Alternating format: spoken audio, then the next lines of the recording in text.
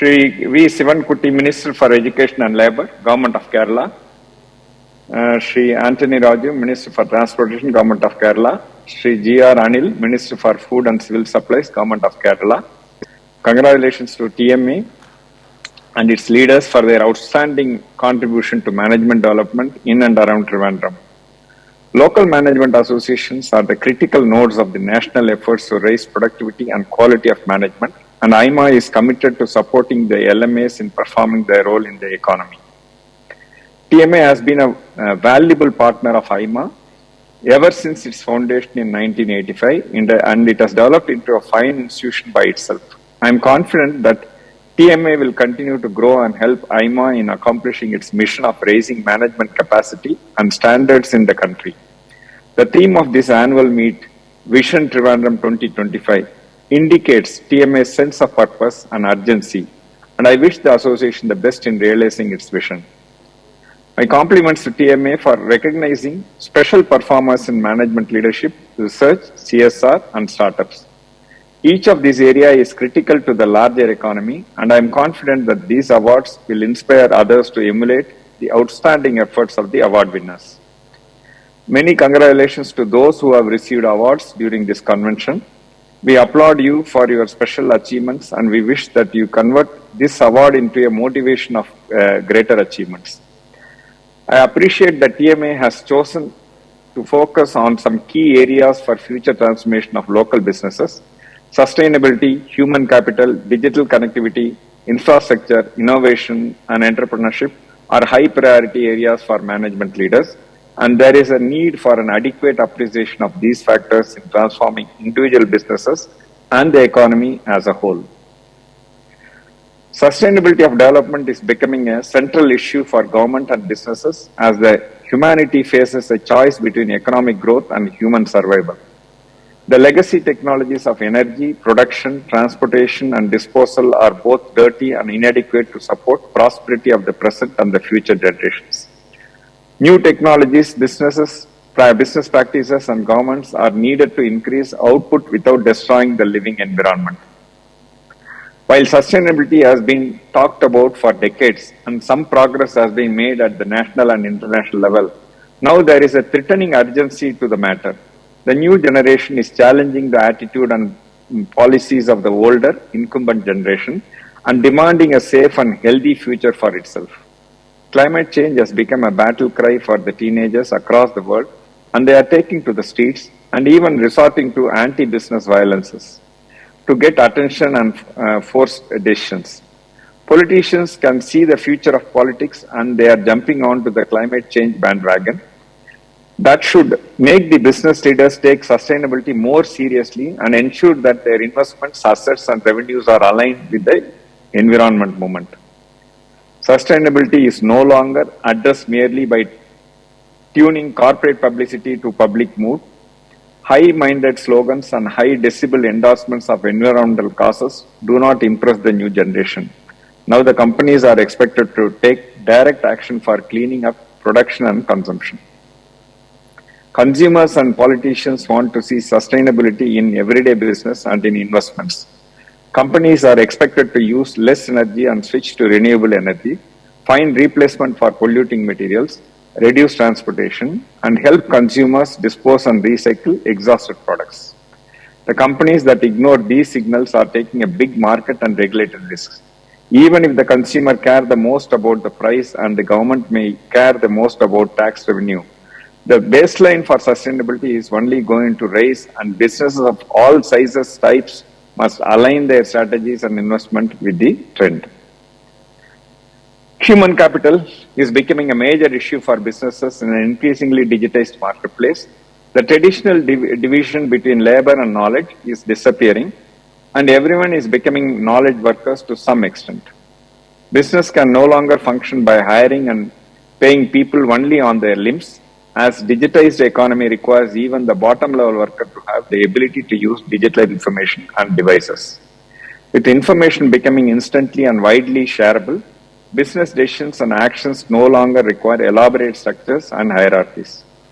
However, that also requires companies to care about and invest in digital skilling of their old employees and define new functions and roles for them.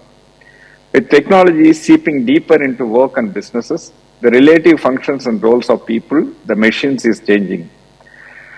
Companies need workers and managers who can collaborate with machines, that can learn from business data and even take autonomous operational decisions. Progressively, human capital would be more about capability than cost, and workers would be required to ensure that the machines know what to do and do it properly with the machine and doing most of the groundwork.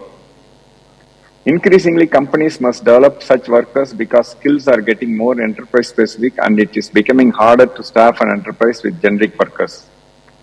The ongoing development of metaverse economy brings another dimension to the issue of human capital. Metaverse creates a virtual equivalent of workspace, market, and the people with greatly unrestricted possibility. It changes the way business operates and the way people interact and collaborate. Metaverse requires more than the basic cognitive and digital skills, and it requires the workforce to function and interact more imaginatively. Though the commercial scale business Metaverse is still in the works, companies need to pay attention and prepare. The leaders must continuously monitor the technological enhancement of the physical world and work on ways to adapt and capitalize on the next change. Connectivity and infrastructure are fundamental to economic efficiencies and growth. Pervasive and high quality connectivity is basic to digital economy and the technological transformation. India has witnessed a broadband and data revolution during the past few years, yet the availability and reliability of connectivity remains patchy. India aspires to be a global leader in digital governance, business and lifestyle, but to realize that dream, country needs to ensure that all its residents can take a high quality connectivity as a given.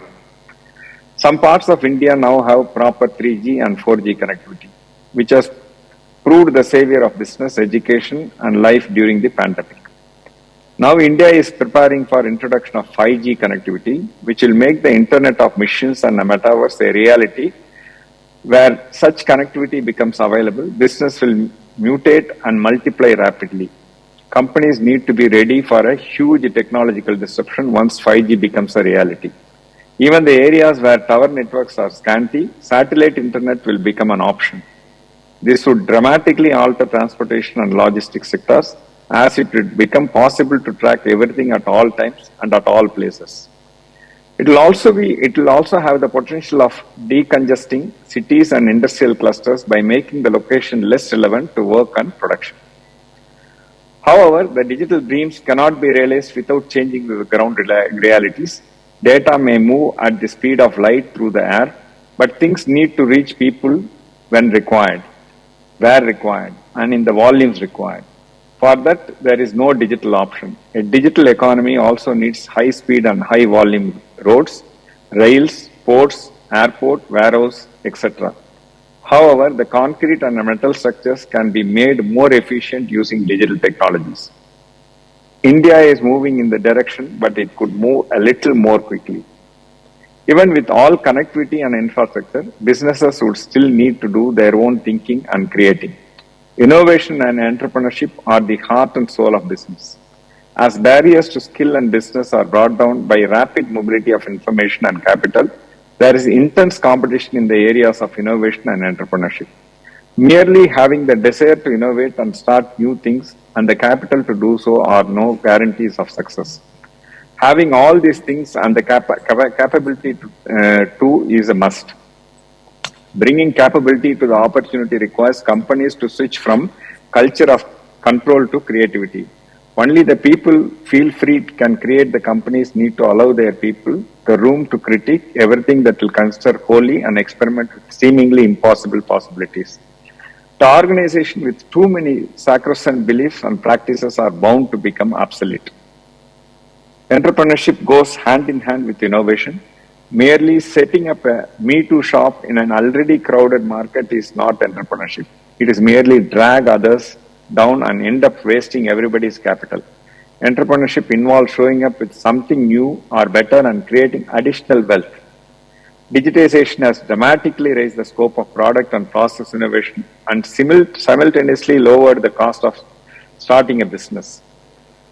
Unsecured funding by venture capitalists is a huge help and the government's willingness to give startups time to mature before taxing or regulating them is a big factor.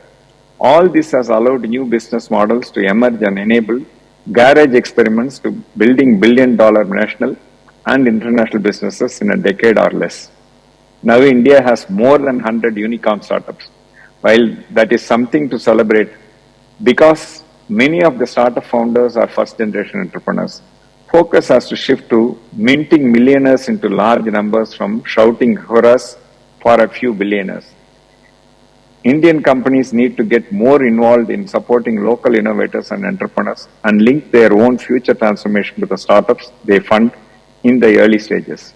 This can be a win-win proposition for both the startup founders and the established businesses.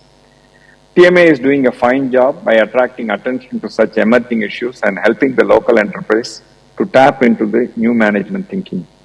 I assure TMA of AIMA's support in its efforts, and I wish the association all the best. Thank you very much.